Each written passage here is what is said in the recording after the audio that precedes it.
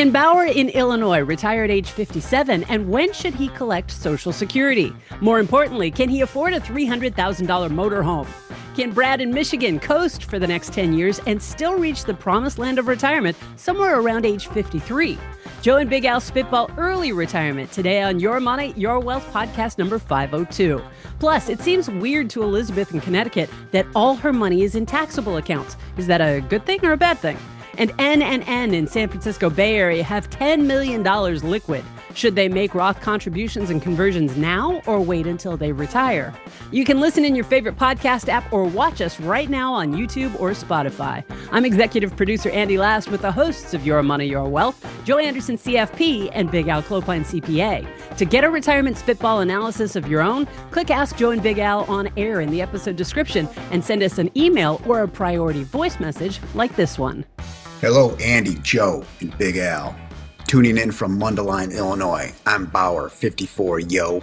My wife, Laney, 59, yo. My drink is an old-fashioned and I drive a 2018 GMC Sierra. Laney drives a 2016 Infiniti. I work for the federal government with a gross pay of about $192K. Laney's a SAM and collects city government pension of $16,000 per year, no COLA. TSP balance is $1.375 million, all traditional 457. Roth IRA of $210K, traditional IRA $8K. Kids' college is paid for. Our spend is about $9K per month. I have a mandatory retirement in June of 2027. I'll be 57, Laney 61. My spitball request is, will I be good to retire at 57 and not have to work? What will be my TSP drawdown? In retirement, I'll get a pension of about $69,000 a year adjusted for COLA, and will collect a Social Security supplement of $16,800 per year until the age of 62. What age should we collect Social Security? Mine will be $30K at 62, $45K at 67, and $56K at 70.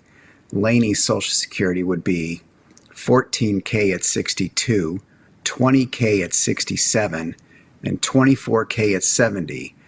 And most importantly, can I afford a $300,000 Class A motorhome? Looking forward to the spits. Bauer. It's kind of a cool name. Hey, great name. $192,000 mandatory retirement from the federal government at age 57. Right. What do you think? He's like secret. I think I want that job. What do you think he does? Something badass. Yeah, gotta be. Something really cool. Yeah. Bet he risks his life every day. Probably. With a name like Bauer, it sounds like he should. Oh. Well, I think yes, all across the board. Yeah, I think so too. So let's put some numbers to it. So even before Social Security, Joe, fixed income is 86,000. Yeah, 70,000 plus 16. And the spend is probably 100. We'll say 110,000. Sure, somewhere around there. Okay, so shortfall. Let's just round it to 25,000. He's got 1.6 million. So that's a low distribution rate, under 2%. So even before Social Security, this looks great. As far as when to take Social Security, I generally like to have the spouse that has the higher benefit go as long as they can, maybe age 70. And then as far as the spouse that has a lesser level, it's kind of when you want to. I think that's kind of how I think about it. Yeah, you're looking to lock in a guaranteed income, but he already has really good income that's guaranteed by the pension of the federal government of $70,000. Yeah. So what we don't know is what the survivor benefit is on the pension. The issue that I see is that $300,000 motorhome is, you're going to have to finance it. There's no liquidity besides the Roth in the TSP. I don't know what he's got in cash. Yeah. Right. So then his expenses go from $10,000 to, I don't know, $13,000, $14,000 a month. Could be. Yeah. And so now you're not looking at a 2% burn rate. You're probably looking closer to a 4%. Could be. Plus, or if you just pull it all out, Joe, it's you got to pull 300,000 out plus a whole bunch more to pay the tax. If he pulls $300,000 out to pay cash for that, Gonna have to pull out 400. You got to or pull more. forward, yeah, or more, right? Just to pay the tax on the 300. So it's not a $300,000 motorhome anymore. It's a $450,000 motorhome. Yeah, and I suspect a $300,000 motorhome takes a little bit for upkeep and gasoline and things like that. Yeah, it depends on where Bauer wants to go. Yeah, right. But I think all in all, it works out. You just have to run the numbers and run the math a little bit. But from a retirement perspective, I think it looks great. From taking out $300,000 or how you finance that or what the added expenses are is going to be a little bit tricky, but I still think that he can potentially do it. Of course, depending on how he invests everything too. If he is super aggressive and, he loses 20, 30% on that bridge, because it's a bridge from 47 to 67 is 10 years where they're pulling out quite a bit potentially until the Social Security comes in. Right. So yeah, depending upon how they finance the motorhome. But I would say, Bauer, I'm talking to you right now.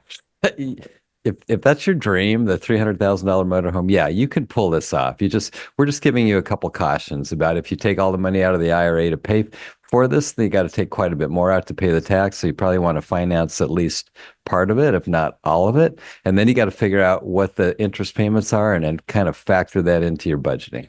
He's got 3 years. So he's got pretty good income now. I don't know, depending on what he has, or he doesn't have any debt, it sounds like, on his home. Maybe he refinances the house. Yeah, maybe. Takes out a couple of bucks there. I would imagine financing there is going to be a little bit cheaper than at the old motorhome dealership. Right. He wants to work for another 3 years, and he's got good income, so I'm sure he'd qualify. So there's ways that you can kind of move some money around a little bit. And then you can aggressively pay it off with the retirement accounts. Just you don't have to blow yourself up in really high tax brackets. Yeah, that's the key, right? You're not pulling $300,000 out. You might pull an additional $50,000 out, depending on where tax rates go, so you can keep in those rates to pay off the debt. Yeah, and we might say don't use your Roth IRA. Yeah, for the motorhome. Keep that. It could be tempting, Joe, but don't do it.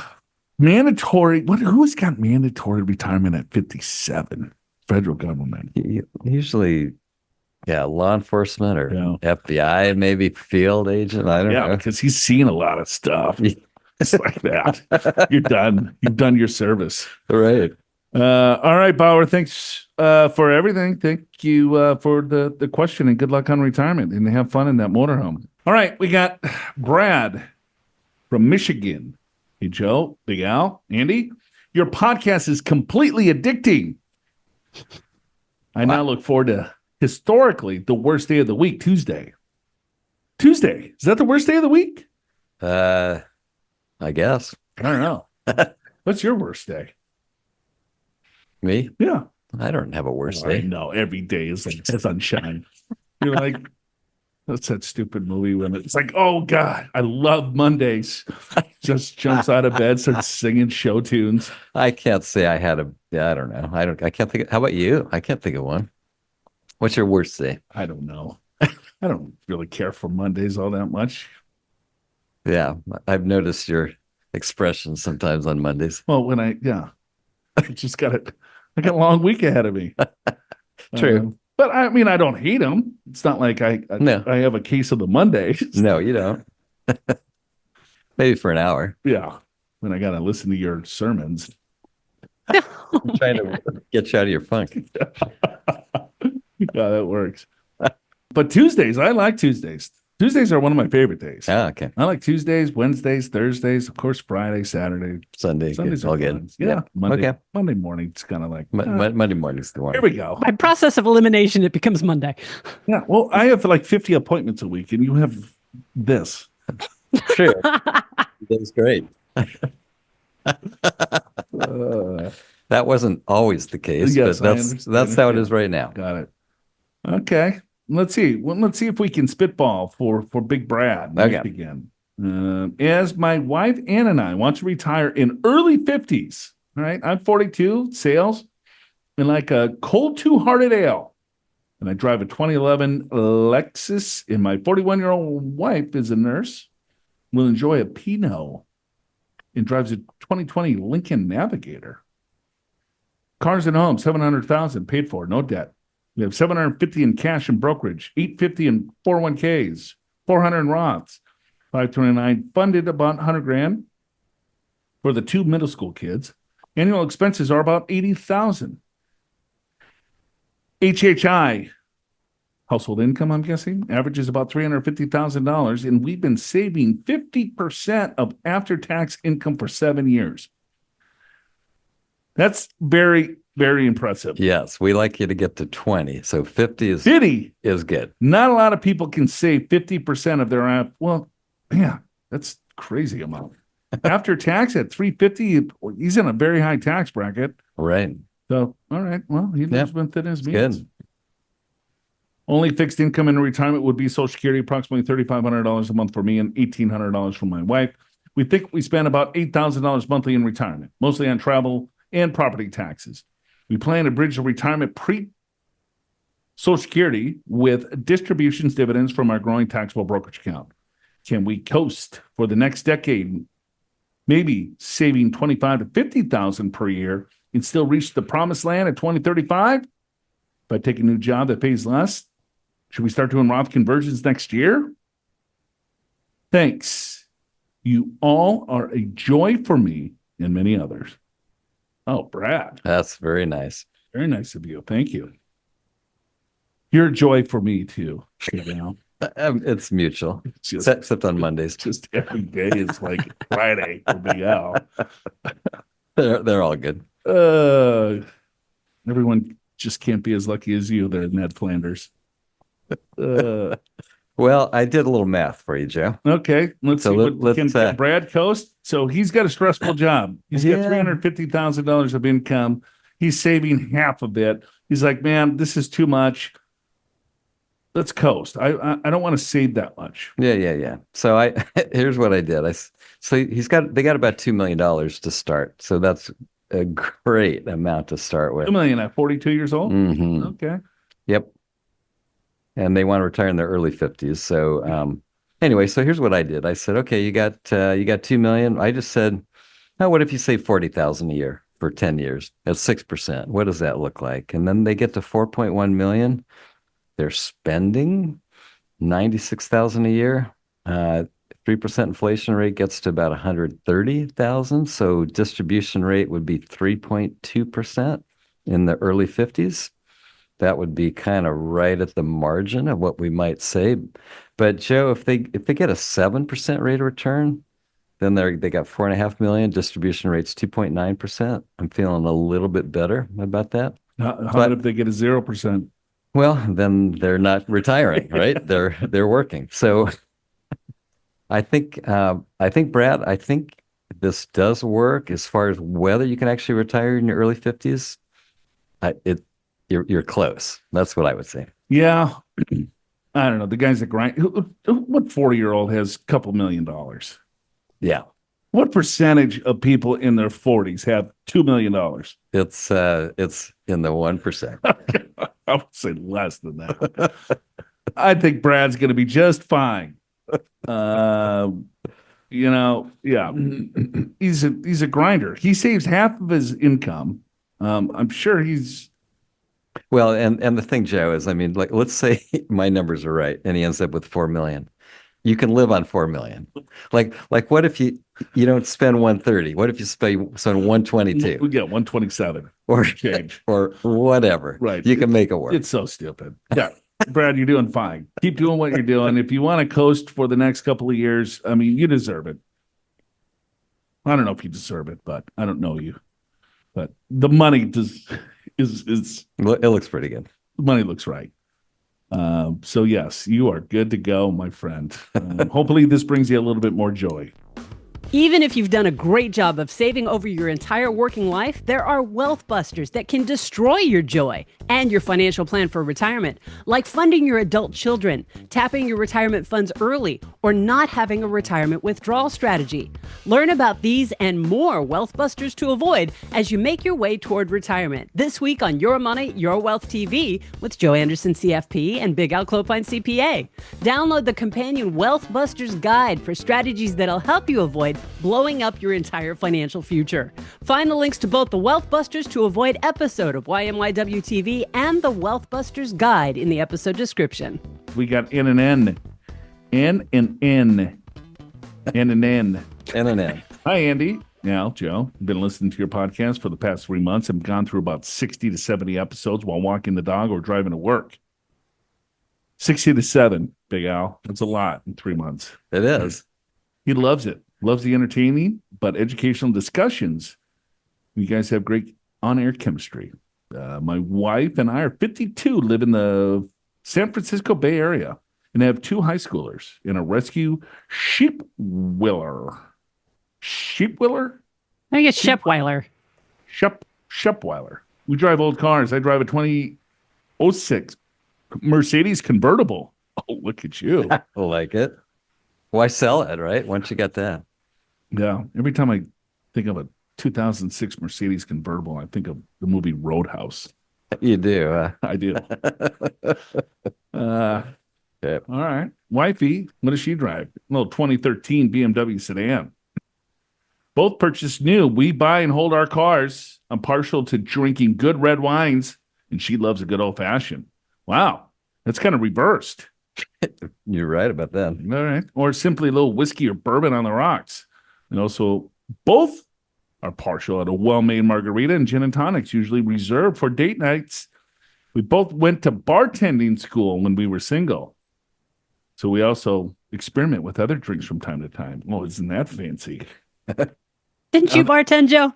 I did. I did bartend for several years. Do you experiment with drinks? Did you do the Tom Cruise thing? Right? No. I would make a bunch of stuff that would. I don't like the fruity stuff. Yeah. No, not really. Yeah. You haven't been Hawaii enough to. No, I appreciate did. my type. I got. I was there on my honeymoon, and then I went to the first Mai Tai place. Okay. I had a couple of those. Like Duke's or one of those? No, it wasn't Duke's. It was right on the water. It's really nice. Okay. But I had like maybe 2 of Mai Tais. Yeah. Nope. They're- Nope. They can be pretty strong. Yeah, that was the little first fight of our marriage life. That was fun. Oh, okay. Yeah. So I brought On the it. honeymoon. Yeah, yeah, they were pretty strong. I'll tell you that. Yep. Anyway, thanks for that fun memory. You're very welcome. I didn't mean to poke the bear there. Well, let's see what N and N are up to. They got high incomes, about $800 to $1 million a year. All right. Good for you guys. Max out our retirement incomes between our contributions and employer match this is currently about $110,000 a year. All of this amount to pre-tax given our high tax bracket at the 37 and 11.3%. We currently have $10 million in liquid assets. Jeez. Okay. How old is he? Now they're in the 52. 52. Oh, good for them. $5 million in diversified equities in a brokerage account. $5 million in a brokerage account. Okay. They must probably RSUs, stock options. Yeah, Bay Area. Enhanced. I'm gonna say RSUs, restricted stock units, stock options, something like that. Yeah, 4.5 in pre-retirement accounts and $150,000 in a Roth, $350,000 in cash. We have significant mortgage payments for our primary residence and a couple of our rental properties, $200,000 plus a year. But most of that should be paid off when we retire. Our rental should generate sufficient cash flow to cover our housing expenses and retirement, taxes, insurance, maintenance, etc. Once the mortgages are paid, our current spend, excluding housing, is $120,000. But I estimate that will probably be around $200,000 once we retire.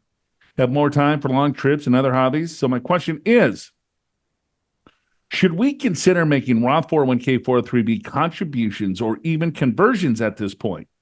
I feel that there is time to fill the tax brackets once the salary ends and before RMDs begin to pull dollars from our pre-tax accounts since we will probably work until the age 60. But you guys are the Roth conversion experts, so you let me know what you think. Thanks for your spitball on the question, and I look forward to hearing it on a future podcast. P.S. You could call us N and N.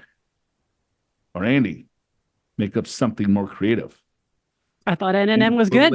Yes, you didn't, Andy. Little- Yes, N and N. Yeah, a little lazy. Other than that, it's going to be fat wallets from San Francisco Bay. So Oh, fat wallet. Okay. 10 million Yeah. And, liquid and so about half of that is IRAs, 401ks, 403bs. at 52, Yep.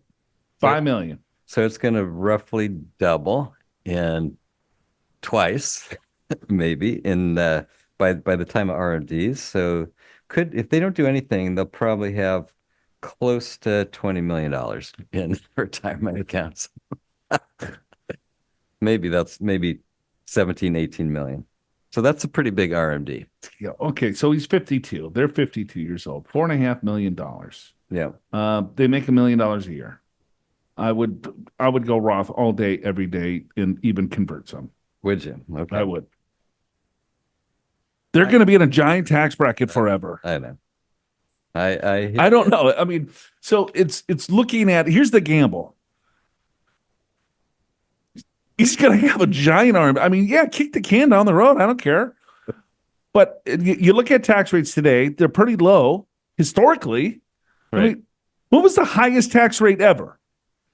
I think it was World War II, but even in my career, In your era. in my era, I'll put it that way. I think the highest rates were 70%. 70%. Yeah. And then it went to 55 or something, Yeah, right? In the 80s? went to 50. And that seemed like a good deal at the time. Right. We're at 37. That's right. Yeah. It could go to 50. I don't know. Good. I might be scaring Ann and Ed here. I'm not trying to do any fear mongering. But I just Googled, and the top individual rate reached a high of 94% in 44 and 45. 94%. Yeah, World War II. Yep. Now, to be fair, that was for people that made like over $10 million, which was a lot of money even now, but during World War II. So that's the billionaires. That was today. that was a lot. Yep. Well, so that's what I would do. He's not going to miss the tax, and I think he would like to have some. It's just it's a gamble on tax rates. I know. Yeah, that's all it is. This is a hard one. I here's what I might do. I like the idea of going all Roth on current contributions. Yep. Because why not? To at least get it started. And let's see, they're 52. They want to retire around 8 years. 60. Would I wait to do Roth conversions until then? Maybe. Probably I would wait just because I don't like paying at the highest rate, but it's an excellent point. I mean, taxes are lower compared to they have been. And if their IRAs, 401ks are 20 million, that's an $800,000 RMD in year one. And it goes up from there. And that's the same as what they're making right now. So you could argue that, they're not going to be in a lower tax bracket. And then they got all this other income too. And then assuming tax rates stay the same. The same. I think you take a look for individuals that have wealth like this. Unfortunately, half of it is in a retirement account. Yeah, I know. It's gonna. I think it's a lot. It's gonna hurt. Here's one other thing I might say. And at 50, he's young enough to get the compounding to make up potentially. Take more risk in the Roth. Right. So when you convert, let's say if you pay at a higher rate, and then you just take a lot more risk in your Roth IRA over the next 10, 15 years. Right. And then you can run some math and have the growth there. Yeah. Yeah. No, I get that. That could help make up for the higher tax. Yeah. Another factor would be where do they want to live when they retire? They're in California, a pretty high tax state. If they want to move to Washington State with no income tax, maybe you wait till you're 60 and you do a bunch then. Yeah, if conversions are still around in 10 years. Yeah, true. I mean, a lot of unknowns, right? I mean, it's a gamble, right? You're trying to predict the future, future tax rates and future, regulation. If you play the status quo and say, you know what, I don't think any changes are going to happen, well, then potentially you could kick the can down the road, and maybe you change your contributions, like you said, maybe to get a little bit more diversification. Yeah. That I would and then just kind of wait and see what happens. Take a little bit more risk in the Roth IRA. I think that's a really good start. Do you convert at the 37 when he could be at a little bit higher rate? 37 is still not awful. I know. It's going to go to 39.6 in 2 years. California, he's paying half in tax. No, I understand. I live in California too. I'd have a hard time doing that myself. Yeah. All right. Well, good luck. Well, congratulations. I mean, Yeah. he's got really hard problems here. Amazing. These are the kind of problems that everyone would like to Oh, have, yeah. right? I feel bad for him.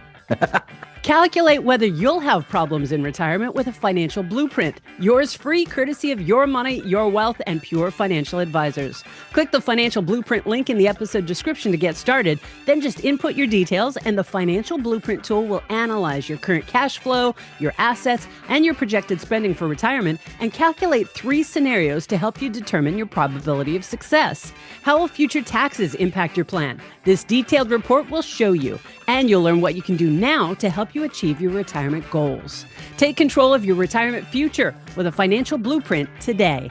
Click the link in the episode description to get started. We got Elizabeth from Connecticut. I'm a 54-year-old woman who lives overseas for 30 years.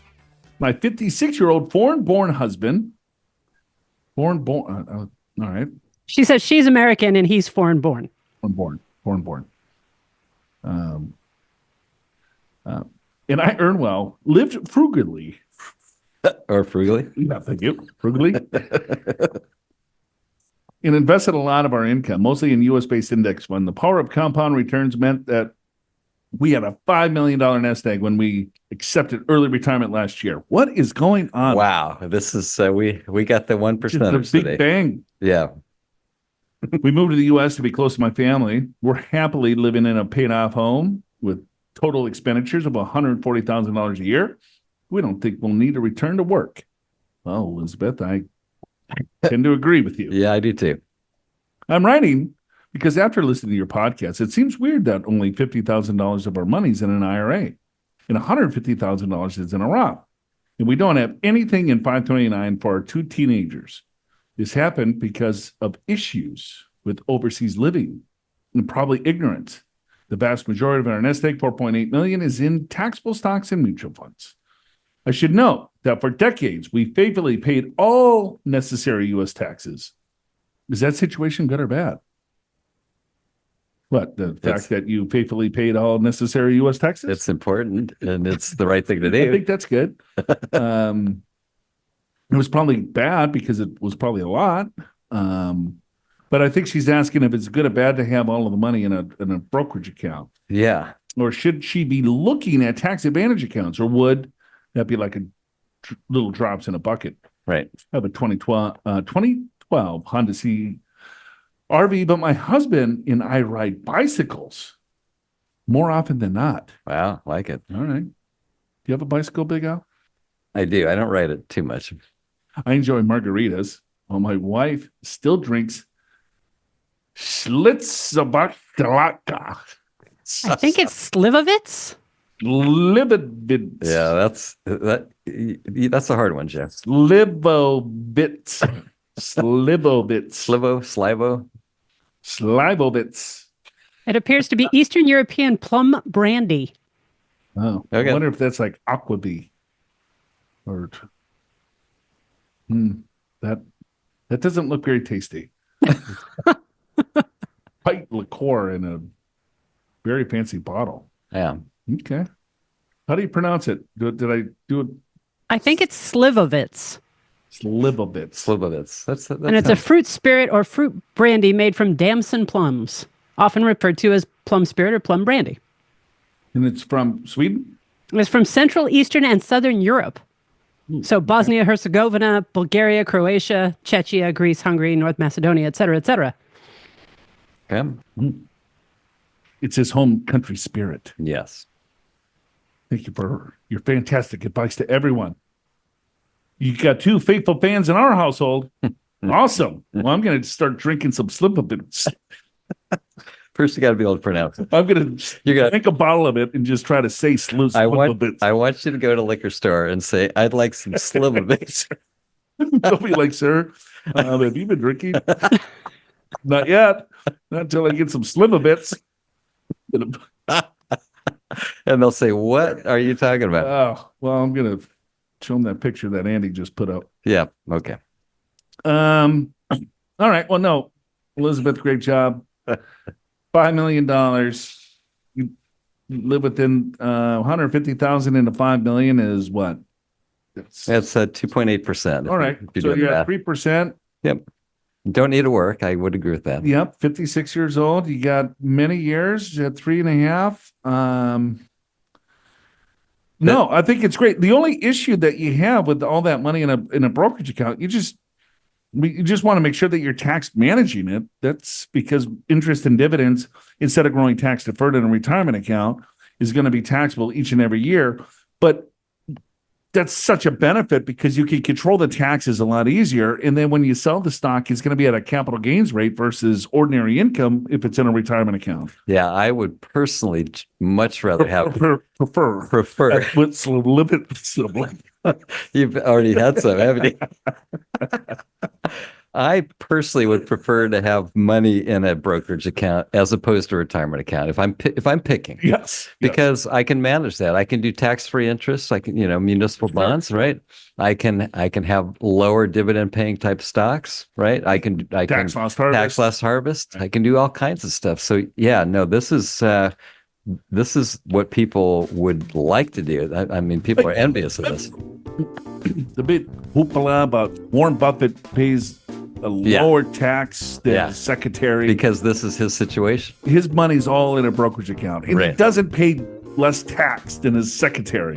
He probably pays a lower tax rate. Because of the capital gain rate. He pays a lot more taxes than the secretary, I'll tell you that. Because she gets paid W-2 ordinary income, but his income is coming from investment like yours, which is going to be taxed at a capital gains rate, which you can tax manage quite effectively. Right. So, it's all after tax money. So you probably paid a bunch of tax to get $5 million sitting in a brokerage account. But now you're in a great spot. Yeah, 56 years old, drinking some slipper bits.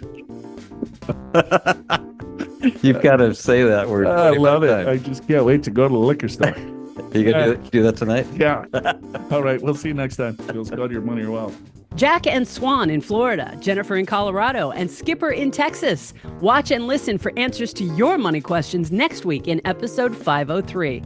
Click Ask Joe and Big Al on air in the episode description to get your retirement spitball analysis. Leave your honest reviews, comments, and ratings for Your Money, Your Wealth on YouTube, Apple Podcasts, Spotify, and all the other apps that let you do that. And share the show with your friends, family, neighbors, and colleagues. We appreciate it when you do.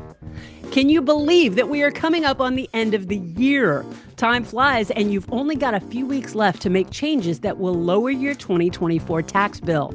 Pure Financial Advisors can help. Schedule a free and comprehensive financial assessment with one of the experienced professionals on Joe and Big Al's team at Pure to see what strategies you can implement now so you pay less taxes come April. Don't wait. The calendar is filling up fast. Click the free assessment link in the episode description or call 888-994-6257 to schedule your free financial assessment today and meet with our team in person or online.